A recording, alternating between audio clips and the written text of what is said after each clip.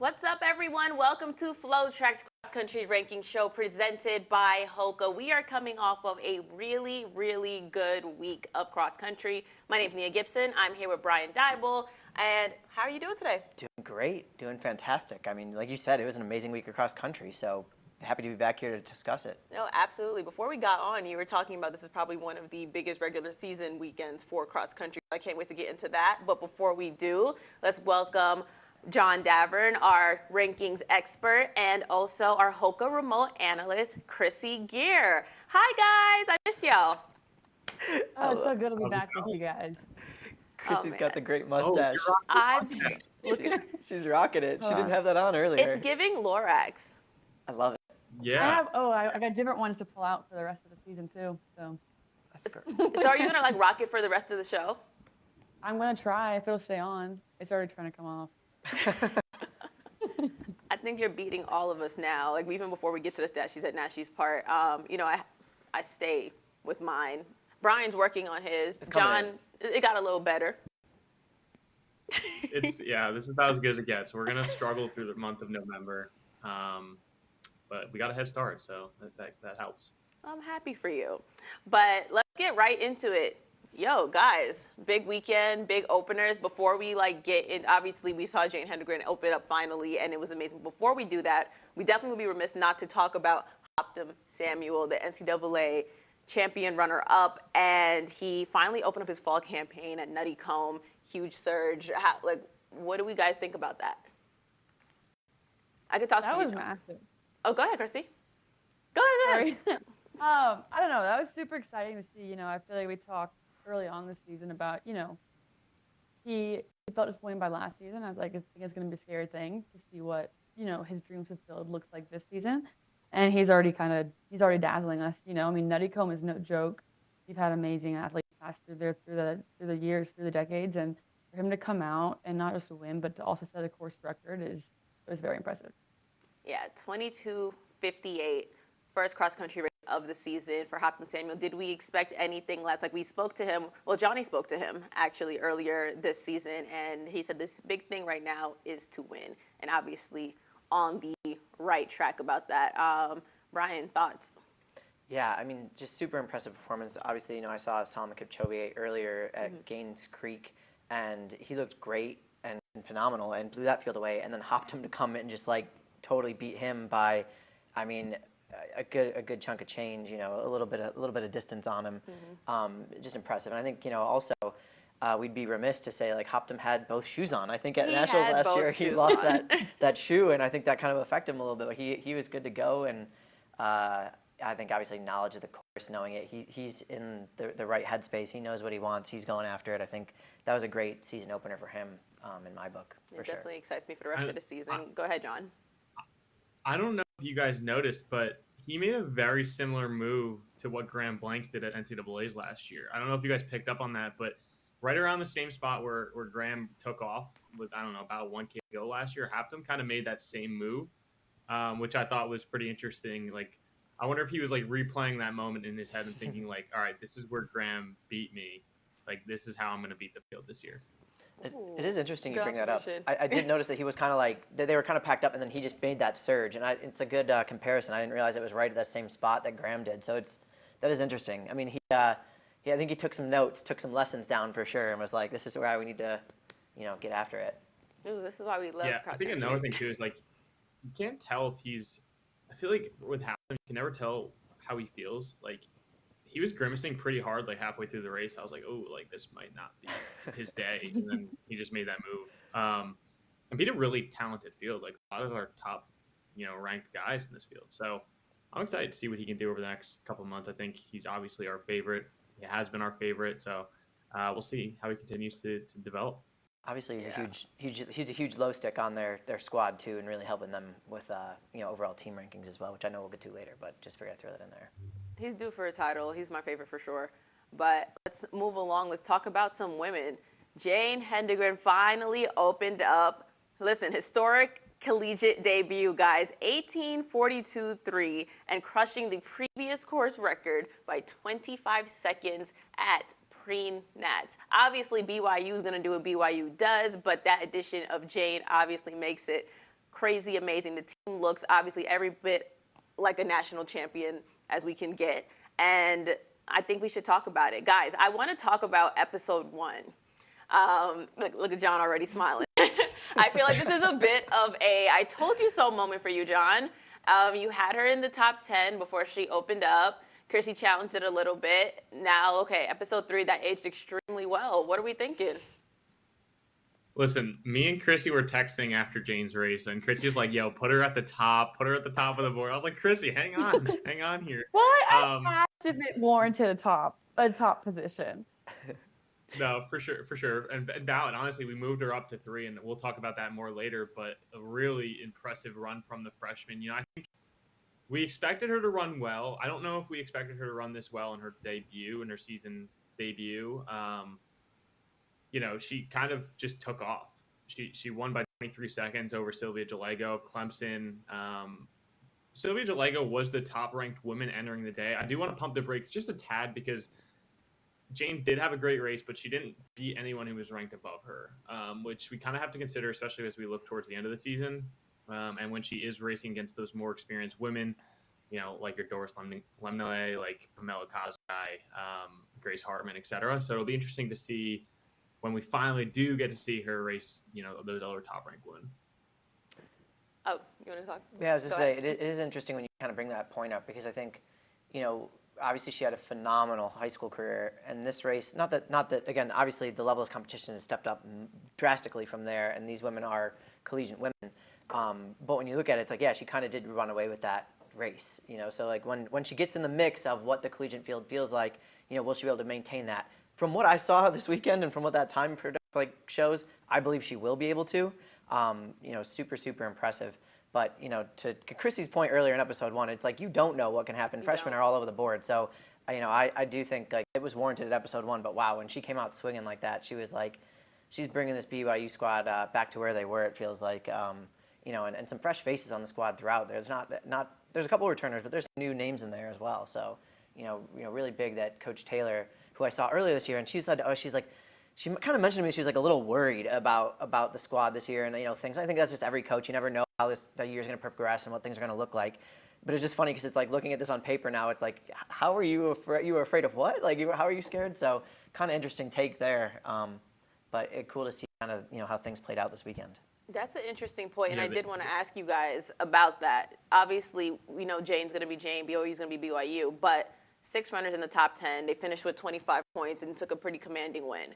What do you guys think this says about BYU, not even just this season, but for kind of years to come? It's a young squad, talented squad, and we all know they're dominant, but how dominant can they be? Yeah, I mean, I look at their lineup. No, go ahead, Krissy. Go ahead. I was just going to say, you look at their lineup, and Bryan kind of mentioned it there. Like, you look down the list of names, and, yeah, you see Jane, you see Riley Chamberlain. Those 2 women you expected to be up there. Taylor Rodtinsky has been having a great year. Lexi Goff, that's another name we kind of recognize. But then you look at, like, a couple other names, like J.C. Farmer and Neela Roberts, like women, Taylor Lovell, like names we don't necessarily expect to be in their top 7, and they are. So it's really interesting to see how they're pulling those women out of the woodworks a little bit, and they all ran really well. Obviously, they had 5 in the top 10 or 6 in the top 10. Sorry. So, yeah, Krissy, go ahead. What were you saying? I swear that it would have been the last 4 years. I feel like the older you get, the more your years get mixed up. But this is not the first time we've heard Coach Taylor say that. She graduates a stellar class, a team of national champions, and she's like, yeah, I don't know how we're going to do. I'm bringing a lot of youth. And then just delivers time and time again. And I think that's just a testament of, like, the sort of coach she is and the sort of culture that she instills, and is able to, like, create such a rising tide that all the ships are being lifted. Yeah, you nailed it with that. Yeah, 100%. I couldn't agree more. Yeah, I mean, you're around her, and it's just infectious, like what she brings, and like, yeah, I watched her, like I said, I filmed that steeple workout earlier this year with Lexi Holiday Lowry, and I was ready to run. I was like, let's go, like she's just always on your side. She's like amping you up, pumping you up. So, yeah, just the kind of, it for sure speaks to the kind of coach she is and the program that she can build. Yeah, I'm excited for them, but I'm also excited to get to the next topic. Is Syracuse legit? I'll answer the question for everybody. Absolutely. Come on, Orange. Massive week for the Orange, finishing third at Nutty Comb, ahead of BYU, Iowa State, NAU, Wisconsin, Notre Dame, led by Sam Lawler. He placed 14th overall at Nutty Comb, and I think it's really showing the Orange depth. As you can tell, I'm very excited, and time to put some respect on our names. You know, John, I'm going to start with you. Let's talk about it. Oh man, yeah, I've got a lot to say. I mean, the only team I'll mention that you kind of mentioned there, Iowa State, I won't count because they didn't run their full A squad. But that being said, Syracuse did. Syracuse did beat a lot of legit teams. You mentioned BYU, among some others. You know, they are kind of a sneaky good team. And we probably should have been higher on them after NCAA's last year. They were 11th at the NCAA championship last year. And they still kind of slid under the radar entering the year. Now, they've benefited a lot from, number one, Sam Lawler, who's been running great. Saf Harari has been also running great for the Orange. But they've benefited from a few transfers. Matthew Neal is a transfer from Florida State. He has a 14.04 track 5 KPR. Then you have Peter Walsdorf, who is transferred from Kansas. He has a 13.56 5 KPR. Ben Gableman, a redshirt freshman for the Orange, has a 13.49 5 KPR. And then their number 6, Benny Anderson, is a true sophomore for Syracuse with a 13.59 5 KPR. So they've been quietly putting the pieces together. This is a squad that, you know, as I mentioned, finished 11th last year, but kind of got a few more weapons that they're putting together to good use. And now they're kind of in our contenders. I don't think they're necessarily contending for the national title quite yet. I think, again, you have to beat the Iowa States of the world, the Oklahoma States of the world. But they are definitely a contender for a top 5 spot after, you know, we saw them finish 6th at Gaines Creek earlier in the year, and now a 3rd place finish at Nutty. Nice. What about you, Krissy? You got the Orange stash, so you got to talk about the Orange.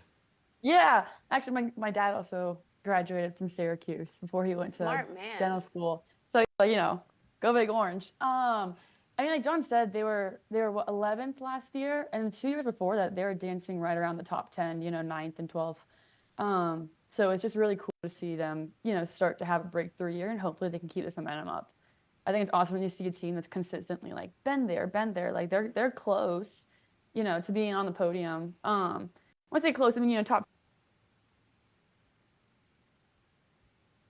So hopefully this is their breakthrough year, and we can see them, you know, get on that podium. I believe in my 2-time national champions. Bryan, what do you think? Yeah, I mean, you know, you look at the lineups. I'm just like, I like to look at head-to-head matchups, lineups, and you look at like who is at Gaines Creek, who is at Nutty Comb, and who they raced against and who they beat. And like NAU, BYU, they were both at Gaines Creek, they were both at Nutty Comb, they beat both of them. Like, you know, so you just start to look at those kinds of things, and it's like they really did move up. They had quite the showing. I think, you know, one thing that I looked at is not just maybe with Syracuse's lineup, but with, you know, a team like, you know, why maybe did they move up and how did they kind of adjust and beat. And I think there's maybe a guy or two on NAU's roster who didn't have quite the good a race that probably helped out. Maybe not a 50-point swing to help them out. But yeah, Syracuse definitely, like, legitimately, the guys just came together and ran well. And I think, like, it's good, but I want to see it continue as we move forward with the rest of the season, you know, as we go into conferences, as we go into regionals. Like, and I think also, you know, Gaines Creek isn't early enough that, like, you still can say, okay, we had some of that summer mileage under us, that hard mileage where it's like we're still kind of like just grinding, getting after it. Now it's the point in the season where it's okay, like we're trying to like start to fine tune and finesse as we get closer to those championship meets, which I think are coming up just around the corner. So okay, so go ahead, John. You mentioned the teams they're contending around. I think, you know, BYU has been a big question mark for us this year because they're not quite as strong as we thought they would be. Part of that is they're missing James Corrigan hasn't raced all season, and Thomas Boyden hasn't raced all season for them either. 2 like really important sticks for them, and so we don't know if they're racing or not. If they're not, well then BYU is about where we expect them to be. But if they do join the conversation, then all of a sudden BYU skyrockets back into the top 5. Yeah. Yeah, that's a huge factor there for sure with those 2 guys. I mean, those names are big names. No, they are, and that raises my next question. Whoever can spell auto first can answer first. But is Syracuse a legit contender, or is this like a one-off breakthrough performance? Ooh, I feel like legit. yeah, I don't know. I feel like they've Chris is showed they going can legit. consistently. Yeah, I mean they've showed they can consistently be in the top 10 in the mix the last couple of years. So I feel like they know how to show up. They know how to run solid. And I feel like if you just kind of keep building momentum, like it's a lot easier to have the day on the day that you want to have it. Mm. Yeah, I think Syracuse in the form that we're seeing them, they're legit. My concern for the Orange is they lack in the depth department. They do have 6 strong guys, but if like 2 of those guys go down, or Yeah. one guy has a bad race, one guy goes down, they're in trouble, You right? could say Like that they with a don't lot of have the teams. depth. Yeah. Yeah, you 100% could, but I think for a team like this, they need all of their guys to be performing at 100% every day to be a contender, right? Like I think when you look at other teams like Iowa State, a couple guys have a bad day and they're still fine. And so I think they're a contender for a top 5 spot. I don't know if they're a contender for a national title. That's fair. I would agree with that. Brian, what do you think? No one spelled Otto, by the way, so spell Otto first before you go. AUTO, like Otto? Like, Yeah, Otto the Orange. That's our mascot. Oh, I didn't realize it was Otto. I was from New York, and I still didn't Oh, know that. I I just know it was the orange. Come on, guys. Yeah, okay. Y'all My are bad. killing me. Oh, sorry. But yeah, go ahead. We're all No, like, what is Nia talking about? Yeah, I was like, what are you talking about? Otto I'm the still Orange. confused on See, that. now, okay, everyone's uniform for the next show will be a Otto the Orange shirt. I'll be placing orders. No, I don't have much to add to what John said. I think, John hit the nail on the head. I think solid potential top 5 if they can all have it on the day. I think, they're running against, 2 races in a row. Some of the teams that we have in our top 5, some of the teams that we've ranked really strongly, and they've performed well. And it's just keeping that momentum moving forward, like I mentioned earlier. It's like we're hitting that stride in the season where it's like, okay, now we're going to look towards conference and regionals, and we got to keep those high ranking spots up. And like Krissy said, though, too, it's like they've done it in the past, so I think they can get back there again as well. Top of the podium, I think that's going to be a really hard ask. But top 5, I think it's in the cards if they have a day on the day. And that's what every coach will say, though. A day on the day. You got to have everybody come together on that day to have their best race. And if they do that, yeah, top 5. Okay, objectively, points are being made. Subjectively, my Orange is taking it all. Moving along, upset alerts. Let's move over to the SEC. The Dogs have really been turning some heads. Collective strong showing, signaling that they may be underrated contenders. Pictured here is Will Aiken. He placed 15, and I mean they had 4 inside the top 30, and I think with this kind of depth, Georgia could play a spoiler role of some sort in upcoming regional and national meets. What do you guys think? Yeah, I think Georgia's one of those squads that I was really optimistic about coming into the season, just because of the amount of transfers they got from D2, D3, other D1 schools. We'll run through that in a second, but they're up to the 17th spot in our rankings, up from 25 in the preseason. I think they could even be higher. It's just we haven't seen them against the top-notch talent in NCAA Division I so far. Some of those transfers you mentioned, Will Aiken, he's the number 2 behind Ryan Ulrey. Aiken's a former NCAA Division II All-American. He ran for Wingate.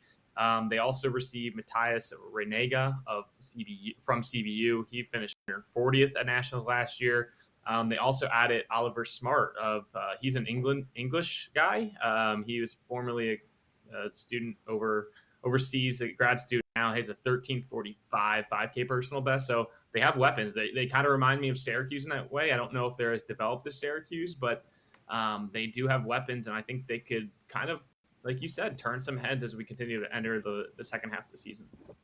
Yeah, I love a little bit of a hot take. I love an upset alert. Krissy, what were your thoughts on that?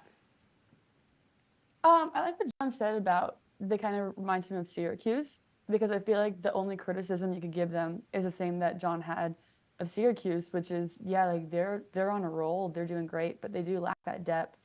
I'm curious about their decision for who to travel for their travel squad, because they only had 6 people travel, and then from your 5th scoring position to your 6th, there's a minute gap, and so basically if you're not on, that's a massive swing. So I wonder what would they have to do. I mean, obviously, run faster, right? But what would they have to do in order to really be in that conversation? Like if you had to put your coach's hat on, Krissy. I just keep showing up. I think, like you said, like they're doing magnificent. That was a really big upset, and it's like, hey, you guys are obviously doing the right thing. just keep showing up, keep doing the right thing. I feel like that's, yeah, keep your head down, work hard. You don't have to go do anything special or like be anyone that you're not. I think one thing too, if you look at it from like the end of the season perspective, if they get to a regional meet and they say their regionals, they don't finish as well as they should. I think, based on points, they should get a couple points. And John, correct me if I'm wrong here, for Colas because they beat some ranked teams within this meet at pre-nats. But one thing, like, in my opinion, looking at this, like the pre-nats field was not quite as strong as the Gannon's Creek field earlier in the year, especially on the men's side. Obviously the BYU women just totally crushed it, but the men's side was not quite as deep as that first meet earlier. So like, I think points from Gannon's Creek, in my mind, like Gannon's Creek weighs a little more in my mind if you're like looking at subjective rankings, as John has a whole bunch. So Okay.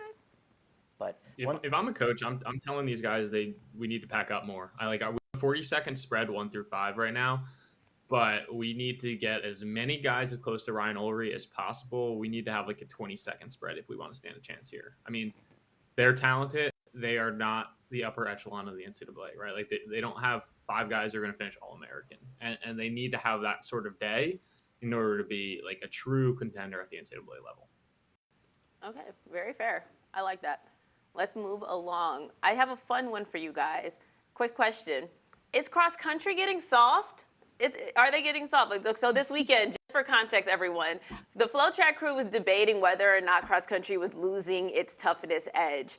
Traditionally, we all know cross country has been about embracing mud, cold, sleet, snow, wind, just undesirable conditions that really adds to the identity of cross country and the grittiness and the mud and all of that good stuff. But recently, more meets have been like modifying or postponing or even canceling certain races due to weather conditions. So again, I'm here to raise questions today. Are we prioritizing performance conditions over the sport's gritty identity, or is this simply just better athlete care in the modern era? Krissy, you want to go? Listen. I know John has something to say. John is so upset. Okay, so from what I understand, the pushing it earlier for pre-nats was because like there are going to be thunderstorms. So I understand if that's athlete safety, but yes, I do feel like we're prioritizing like fast times over like the grit of the sport, and it's like that's what track is for. Like if you want to go run a fast time, go run track. But I do feel like our cross country courses are turning into like track races.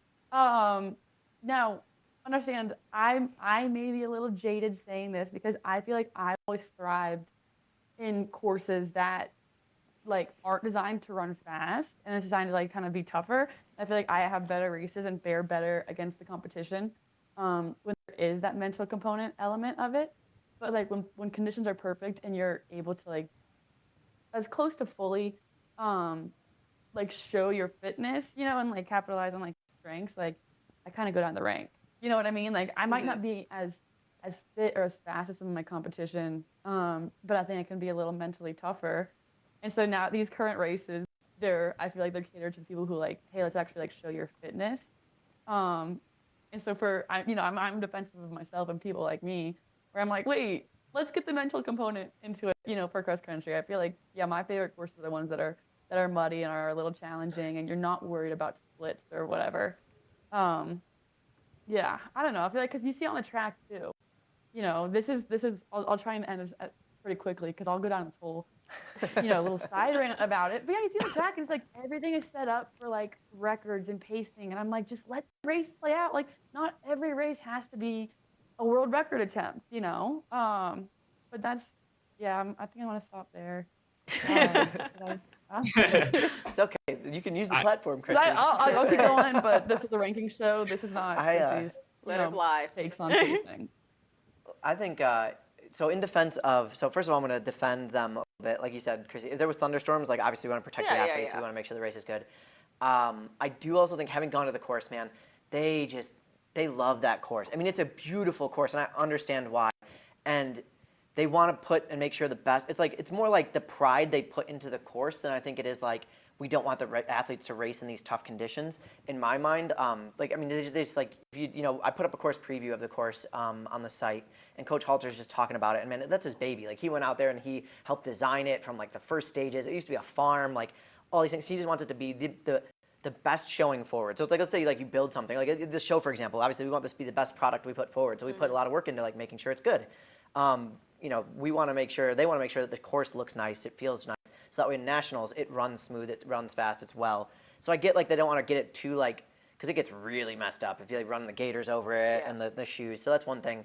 But with that being said, I love a good cross-country race, just like you, Krissy. Like, I loved getting out there and getting after it when it was like the harder conditions, the bigger the hills, the muddier the course. I love that. I ate that up in my cross-country days, and that's what I think cross-country is all about. And one more thing that I won't, because I just got to poke fun at John here, is we both ran in the same conference and everything, and his home course, man, that course is flat as a pancake. It is so flat, and it's just like it's so boring, a couple loops. My home course, you climbed a freaking mountain 2 or 3 times, and then finished the race, and I felt like we always ran well there because we knew the course, we knew the hills. We worked hard, we were gutsy on that course. Not saying that John's team wasn't gutsy, they were a little less gutsy, but just taking some digs at John here unprovoked. But yeah, you know what I mean? Like, it's just like, that's cross country. The hills, the grit, the mud, not that flat, fast track stuff, personally. Okay. John? Listen, I'm heated. I'm heated right now. Catching strays. I got a couple of things. Number one, I agree with Krissy on 99% of the things she said. Let's throw away pace lights. I know we're not talking about track, but I think pace lights are the dumbest thing in track and field history. Like, I don't know who thought they would be a good idea. They're the worst idea I've ever heard of. Back to cross country. Brian is, he's right. My course was flat. However, and Brian, you can agree with me on this, or you can disagree with me on this. There are some years in northern PA where it rains every day of the week for 4 months straight, right? And it's so muddy. Yeah, Lock Haven's flat, it's fast. However, that course gets muddy, and we didn't cancel meets because it was raining, right? We raced in the rain, we raced in the mud, and that elbow by the goat farm, that would get muddy. And so completely irrelevant. I just needed to shoot back at Brian real quick, but the Europeans, they make fun of us because our cross-country courses are too easy. And you know what? Sometimes I want to get defensive and defend our American runners, but then I have to like look in the mirror and say, you know what? They're right, because like, what are we doing? Like, these courses, they are manicured. They're literally on golf courses and just rolled with, a roller or whatever you want to call them.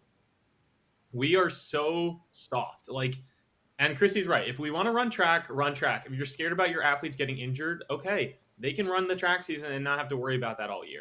But I want tough cross country. I want nationals to be a mud fest. I want it to be in 20-degree weather with snow coming down. I don't know. Cross country is supposed to be a different sport, and we're running it like a track and field. We need to treat cross country as its own animal. And with that, make these courses tough. Let's run up hills. Let's run down hills. Let's run in crazy mud conditions. Let's not pave over a section of the course because we're worried it's going to be too slippery. Like, let's just go all out. Like mud, rocks, sand, water. What about through creeks and rivers? Everything. Creeks and rivers. Creeks and rivers, I will say. Okay, that's a little crazy. I've seen some videos on Mile Split where they're like going through like a full-on river, and I'm like, what is that? Like, that's a little. Some of them look like a little bit of a steeplechase thing. Yeah. I have seen. I think I know exactly what clip you're talking about, and I think it was like a race. I don't know where it was, but they literally ran across like a lake, and I was like, all right, that's all right. A little extreme here. Let's tone it back a little bit. I'm here for tough cross country. One last thing, and I'm not going to poke fun at you, John. I just want to say, like, I think it'll be interesting and very telling when World Cross is on the course in Tallahassee, because I don't know, Krissy, have you been to that course? I don't know, John, have you been? Yes. That was our state meet course in Florida, so I've run my fair share races at That's what I was to say. That park. That one, that's talk about flat, fast. I mean, there's some hills, but like it's very like manicured to perfection. So it'll be interesting to see when World Cross gets hosted on that course and like things, what people think of that internationally. Well, that's gonna be so humid too. Yeah. Yeah. I agree with everything that everyone's saying, actually. And mind you, you guys know I don't like the rain. I don't like the cold. But I think cross country is different. Like, I don't think you're getting certain stories without those conditions. I mean, I think about last year's nationals when Habtom was running with one shoe in the mud, not in the mud, it was in the snow. It was cold. And it's cold. It's a little gory. You're seeing blood. You're seeing those things. And maybe, like, is a little yuck, but at the same time, that's cross country. Cross country is not yucky, but cross country is cross country and it's gritty, and you kind of finish that race by any means necessary. And I think even just running cross country in high school, in New York, we have Van Cortlandt Park, and it's a pretty tough. Yeah, I love Van Cortlandt Park. Yeah, it's a pretty tough course, especially when you start going the hills, New York City conditions, the rain, sometimes it snows, and that kind of adds to the identity of it. Honestly speaking, when you're done, it's a bit of a sense of pride. Like, I didn't just run such distance. I ran this in these conditions. It felt like the Hunger Games, but I finished. So, yeah. From at that point, let's go to the D1 rankings, y'all. That's what we are here for. Let's look at the men's team's standing. Okay. Ooh, look at that. Look who's in that top 10, y'all. Do y'all see what I see? Look at number 8, Syracuse. Okay, John, walk me through these rankings and give me the whys, the rhymes, the reasons why some people stayed, why some people moved up, why some people moved down. Yeah, so Iowa State will stay in the top spot. They didn't run an A squad this week. New Mexico did get the win at Nuttycombe, so they will stay in the 2 spot. A couple other, Oklahoma State, Virginia, stay based on both won their home invites. Looking down a little bit further, we see a little bit movement in and out of the top 10. NAU, big jump into the top 10 from 16. Same with Syracuse. We talked about Syracuse earlier, so I don't want to harp on that. Alabama really moved up here on virtue of other teams moving down. It's just one of those interesting situations. Like BYU fell just based on their 5th place finish. Notre Dame fell a little bit based on their 10th place finish at Nuttycombe. So a little bit of movers and shakers, but it's mostly based on just those 2 big races that we saw this weekend. Okay.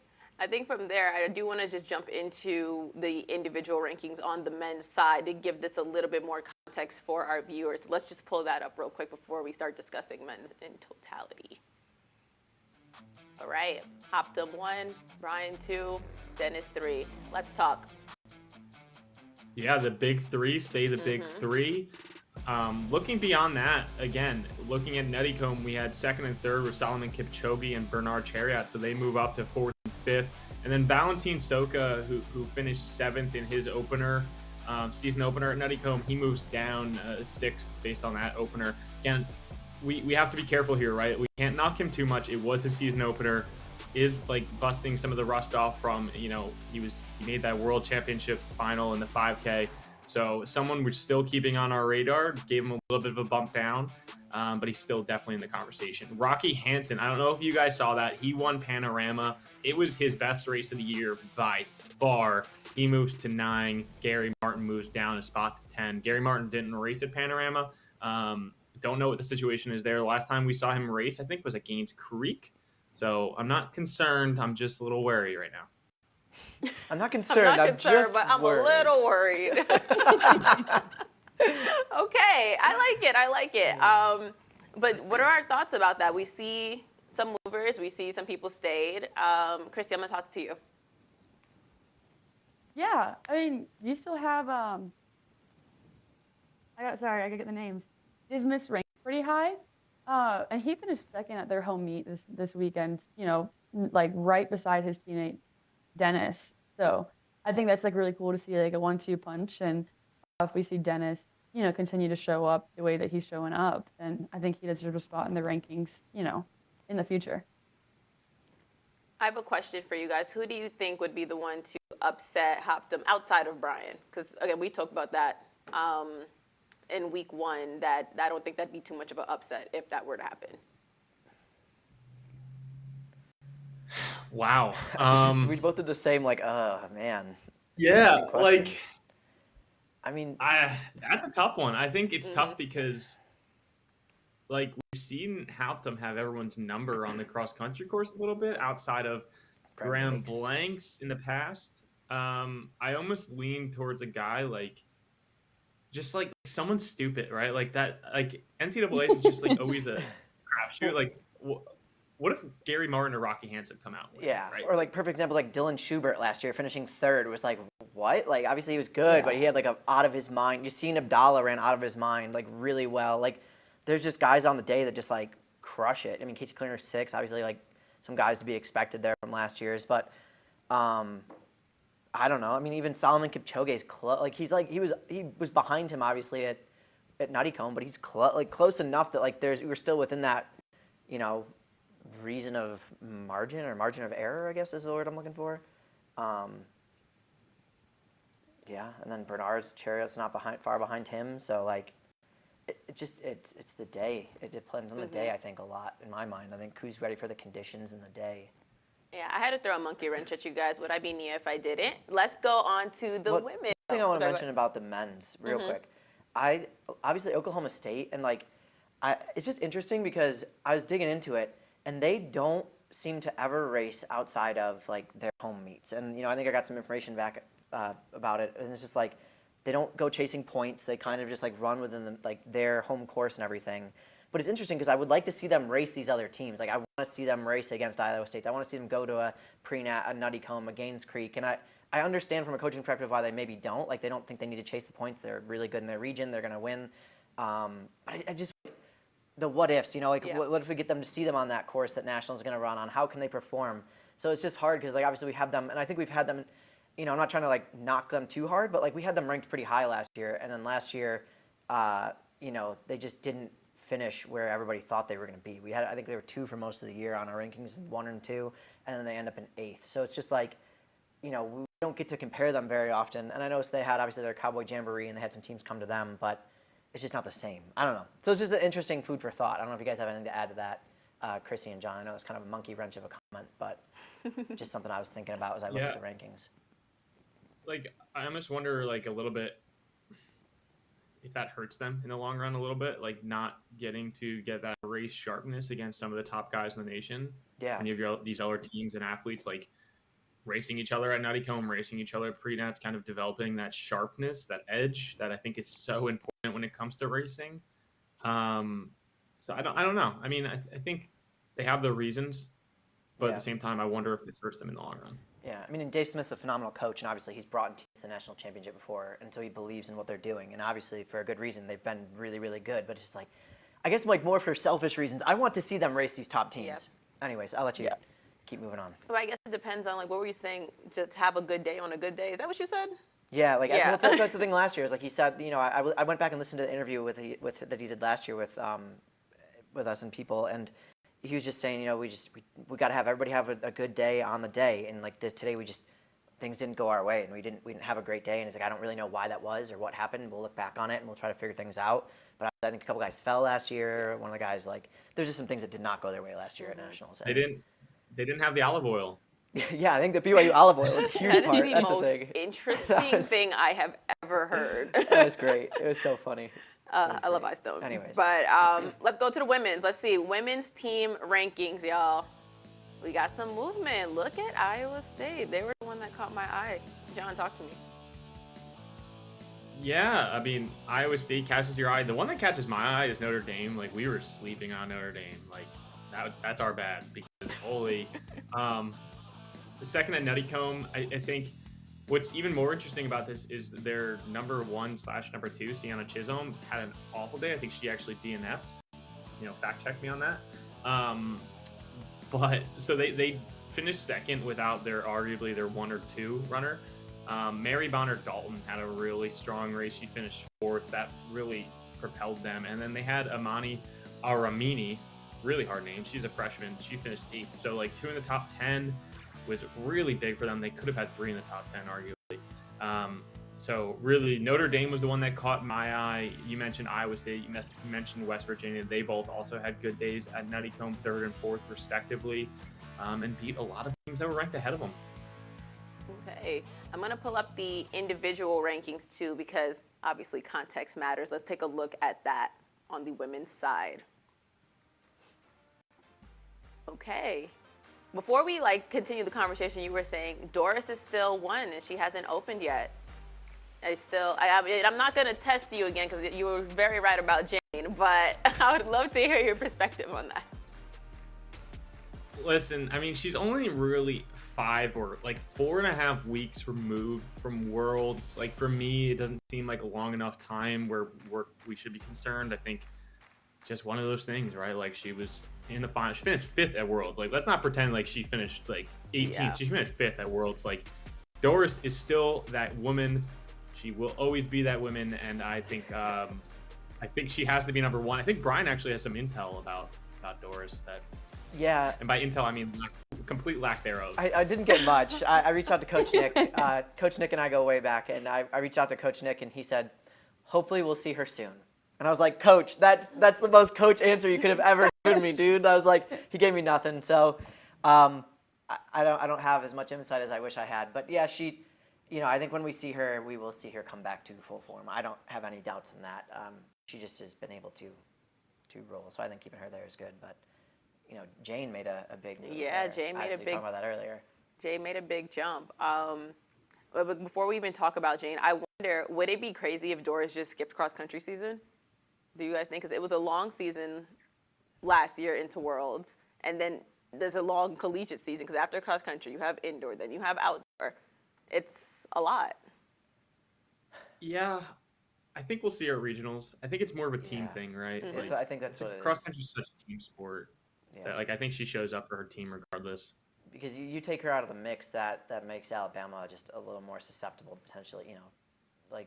They finished third at their home meet, but you add her in and they jump 50 points or so. That's a big swing, or more probably. So yeah, I don't think she misses. I think she's a team player and she wants to help the team, and I think they have a good squad that could do some things, potentially. Okay, Krissy, thoughts? Yeah, I mean, like John said, she's not that far removed from the world champs. And let's not forget, another woman who was in that exact same race is Angelina Napoleon. And we just saw what she did at Netticombe. And so it's like, all right, well, they're, on par with each other. If you don't want to give Doris even a little slightly higher edge over Angelina, then I think it's totally valid for her to be there. I do kind of, that was my criticism in the first show, is do I think that Jane is a top 10 runner? 100%, but has she backed that up yet? And on the college scene, no, not yet. And so it's at what point do you start to remove people from the rankings if they haven't competed yet? But I'm definitely a big Doris believer. So I would love to see her come back, and I think you're right. I would bet on her coming back because of the team thing. Okay, points have been made. Sorry, John, I cut you off or was it Bryan that I cut off when we were talking about Jane going up to number 3?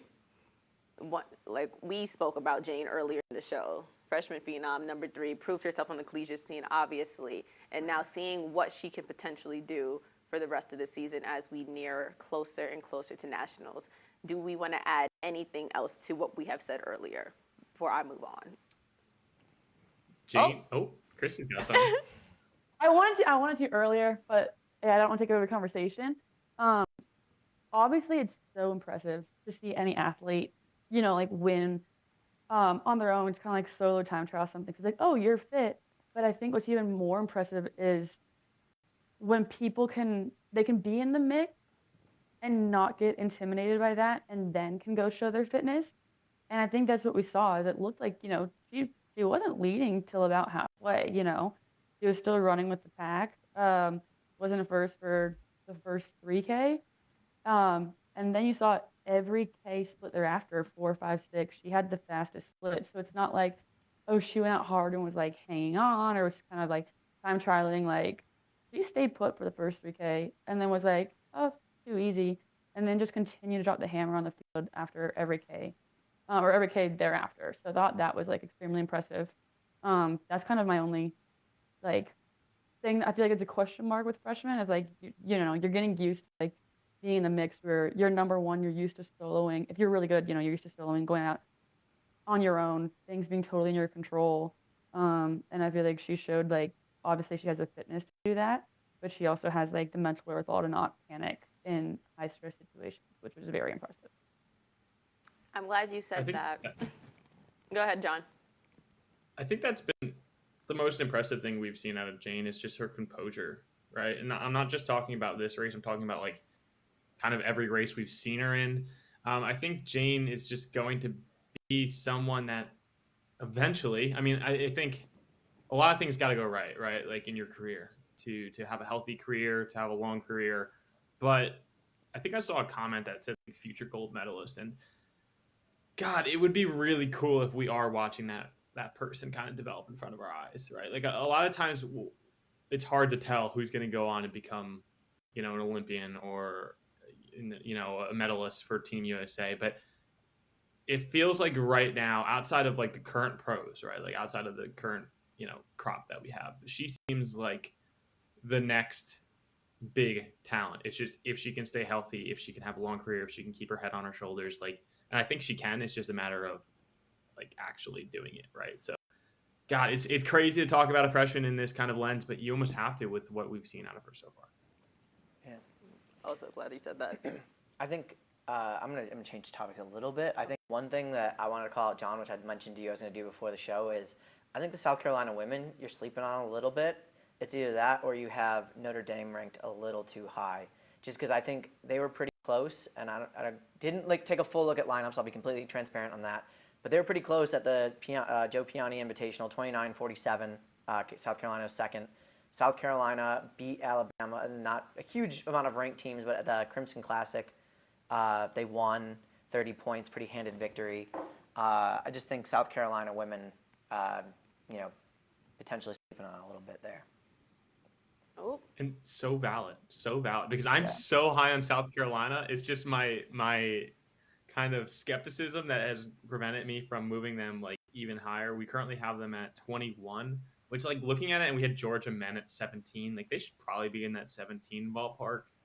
Yeah. But you also have to keep in mind like Notre Dame took a big jump of this week, right? Like they were 16th, so like you look at where they were, it's like I don't know, it gets a little tricky. I think I will say though, Joe Piani, like obviously it was a little bit smaller meet this year, so I look at the team scores a little bit less. That's true. Player like if bigger field size, that score is going to be a lot. Well, it's tough. Wider. I think we're going to get a really World Athletics, but go ahead. I think we're going to get a really good look at South Carolina come SEC champs and regionals for sure, though. Like that'll be the first true look, because then we see them kind of against some of these SEC squads you have ranked and stuff. Because like obviously they've just gone to a few smaller, not small meets, but like the Covered Bridge Open in Boone, North Carolina, Appalachian State. It looks like Adidas XC Challenge and Joe Piani, then Crimson Classic. So they've really stuck around that southeast kind of area of the United States. So obviously, again, conference weekend's coming up. Yep. Sooner than we think here, sooner than we know here. So it'll be really fun to see how things shape up for that. Yeah, we're in an exciting time of the year for cross. Not to hijack the conversation real quick, but like I can't believe we've gotten this deep in the show and haven't talked about them yet. But the NC State women are arguably BYU's biggest competition. Yeah. Krissy was 100% right about Angelina Napoleon. We saw her jump into the top 10, but like they have so right now they have two in our top 10 with Grace Hardman and Angelina Napoleon. And then they also have Bethany I'm going to butcher this name. Mikolak? I think that's right. Yeah, I think that's She's correct. currently ranked 22nd. Like, do we think NC State can beat BYU this year after what we just saw out of BYU? Like, is it possible?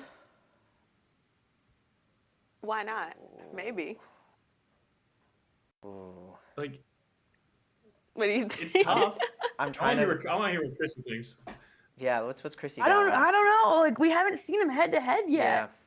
And so I want to get a better idea. Like I feel like we haven't seen enough team. Like I think it'd be easier to compare if it was like, oh, okay, BYU has beat these teams, NC State has beat these teams by like this margin. So you kind of like compare. Does that make sense? Mm-hmm. But I don't know that we have enough intel. I don't know. I think it'll be another like edge of your seat, like kind of race that we've seen in the past from them. And one thing about both those teams is like those women will say that again. Oh, Hannah Gapes, yeah. I said I forgot about Hannah Gapes too. Yeah. Krissy, yeah. I think you need to set up a dual meet between NC State and BYU. They should come out. Call up the coaches. I know. I don't know. I do feel like that like there's a weird environment in this sport sometimes where people are like very secretive. And I think it's funny because I'm like, guys, it's just running. It's not that serious, Like the Alabama coach not really shared much about Doris, or people being secret about their training, or like people not racing their full lineup. And I think sometimes it's maybe someone's injured, or other times it's just like they don't want the rest of the world to know like what their field looks like to give them an idea. I'm like, not that deep. Like, just go race. Amen. Amen. I could not agree with you more. I know. So, like, looking at the numbers, right? And I agree, it's not that deep. Like, let's race. But looking at the numbers, the more I look at this, like, I think we should probably actually have NC State at number 1.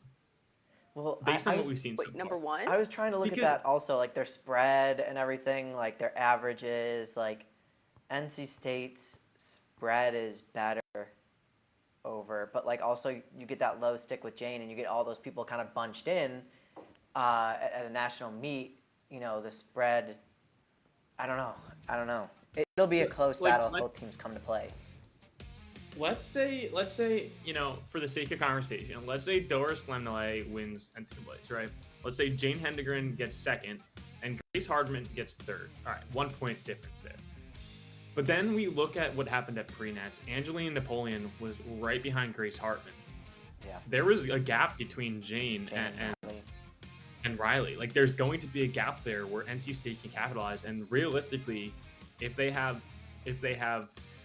Grace, Hannah Gapes, and Angelina Napoleon between Jane and Riley, like, that's a big point swing. And then, as I mentioned, Bethany Mikulak, who finished 9th at Nuttycombe, actually beat Hannah Gapes.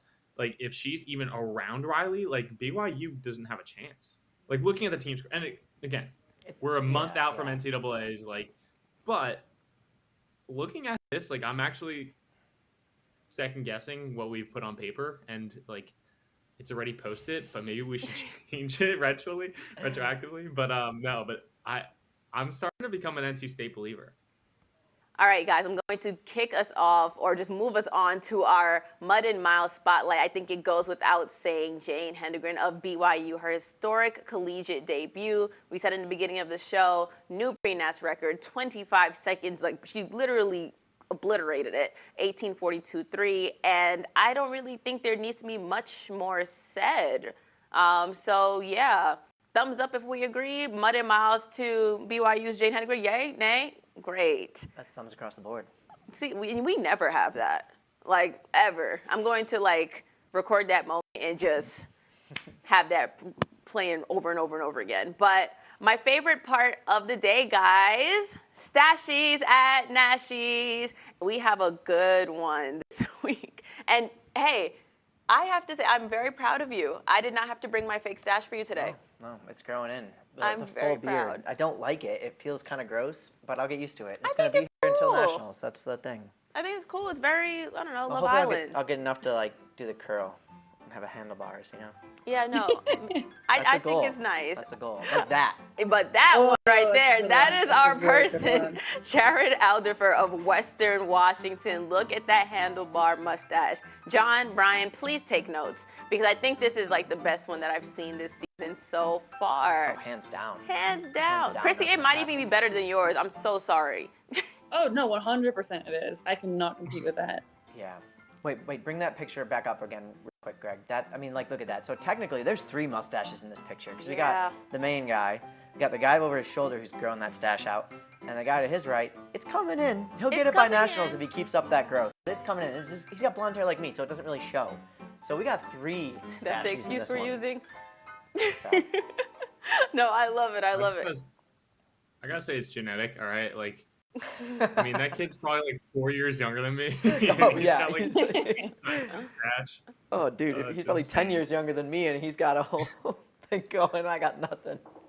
Yeah, no, you guys I do mean, need to get he it might together. start that in July, though. When did he That's start true. that? That's true. That's a good question.